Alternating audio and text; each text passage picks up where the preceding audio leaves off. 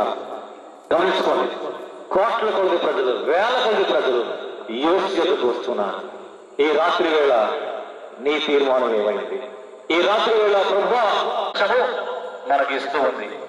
జ్ఞానం పెరిగింది, ఐశ్వర్యం పెరిగింది, బుద్ధి పెరిగింది, సువార్త అన్ని ఒక ప్రార్థన చేశా, ప్రభువుల రాకడ వరకు సిద్ధపడి ఉండాలని.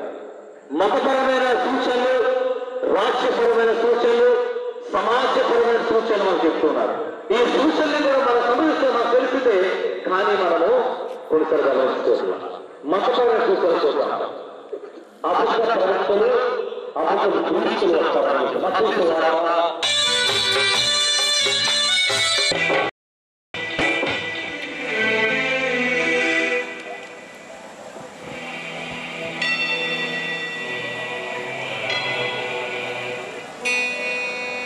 చక్కని పాట పాడి దేవుని మహిమపరిచినటువంటి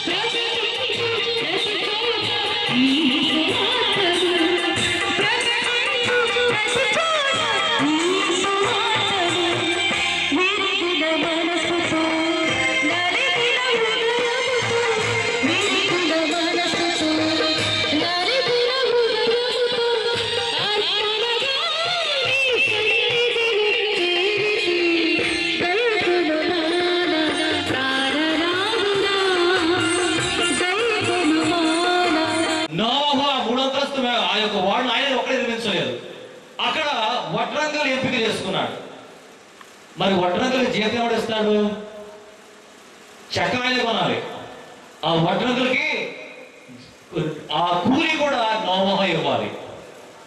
కూలి ఆయన ఇచ్చాడు, చెక్కలు కొనడానికి ఆయన డబ్బులు పెట్టాడు, పెట్టుబడి పెట్టాడు.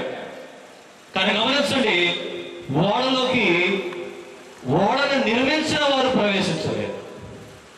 ఇది ఒక ఎన్ని ప్రసంగాలు చేసినా, ప్రజలు నేను హేళన చేసినా, నేను మభ్యపరిచినా, నేను దూషించినా, నేను ఏడిపించినా పర్వాలేదు, దేవునికి స్తోత్రం.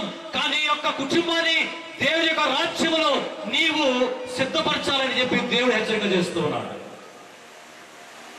మరొక విషయం చెప్తాను, ప్రవేశించాలి. లేఖన సమయం లేదు, లేఖనాలు చెప్తున్నాయి.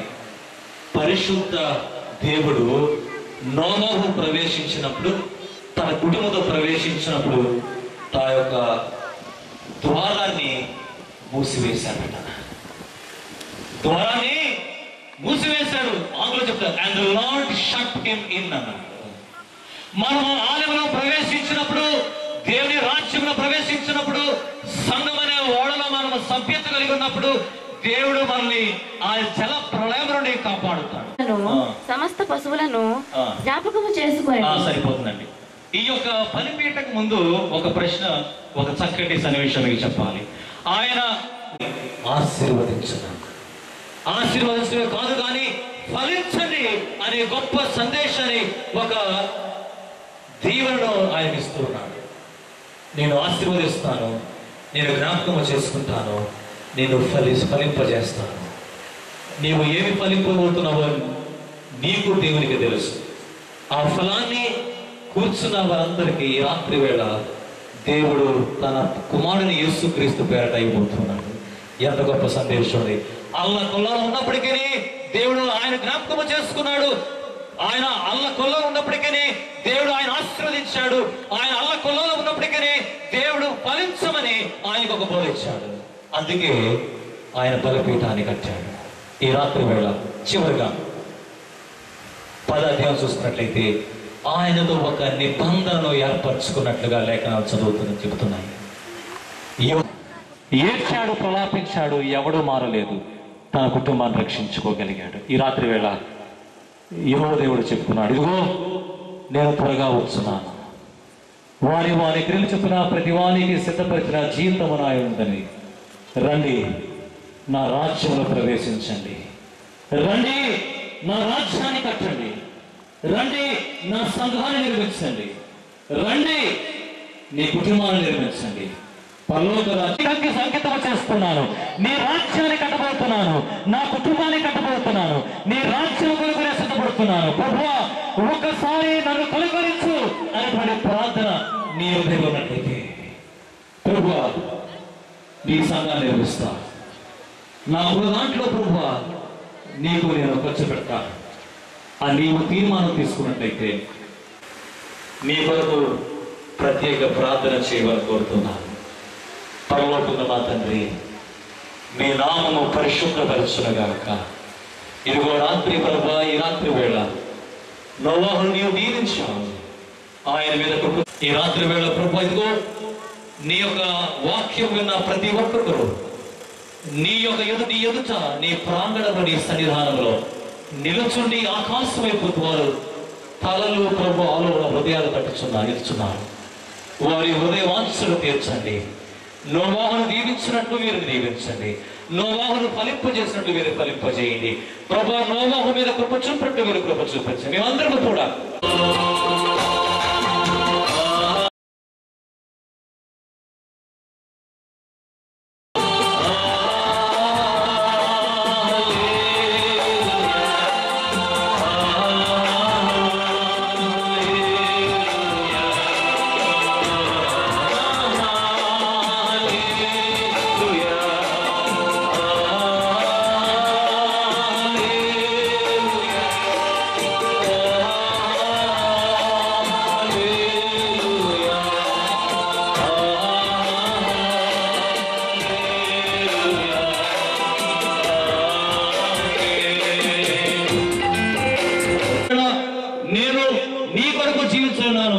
ఈనాటి నుండి కూడా నీ వచ్చి పరంగా ప్రభా విశ్వాసంగా జీవించబోతున్నాను అని నీవు తీర్మానం తీసుకున్నట్లయితే పాస్టర్ జార్జ్ మగ్ గారు మీ గురించి మనందరి గురించి ఒక ప్రత్యేకమైనటువంటి ప్రతిష్ఠిత ప్రార్థన చేయవలసిందిగా కోరుతున్నాం. దేవుడు ఈ సంఘాలలో ప్రతి ఒక్కరిని దీవించి.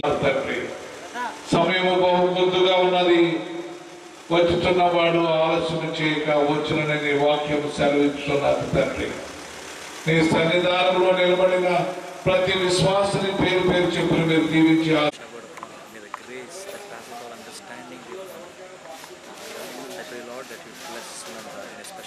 bless her life. You know her heart's desire, you know her plans and goals. May all her aspirations and dreams be fulfilled in Christ. I once again present this.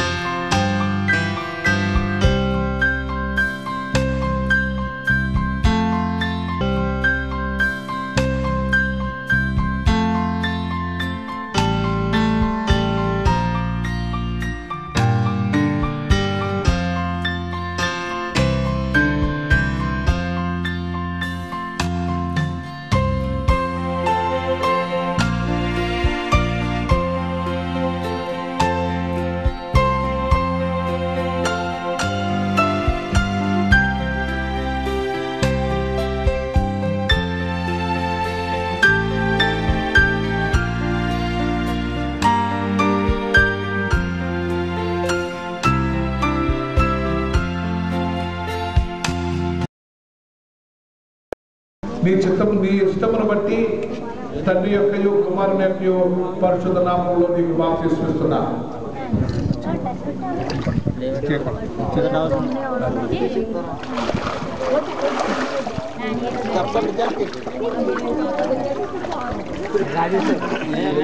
ప్రార్థించుకుందాం. పరమందులైన యెహోవా తండ్రి, నిన్ను ప్రేమించి ఎవరి బిడ్డలు బాప్తిసం తీసుకున్నారు ప్రభువా.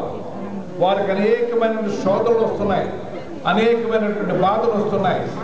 వీరికి మీకు సమర్పిస్తున్నాం.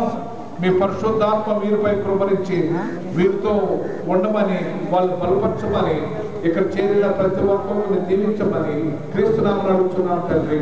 ఆమేన్.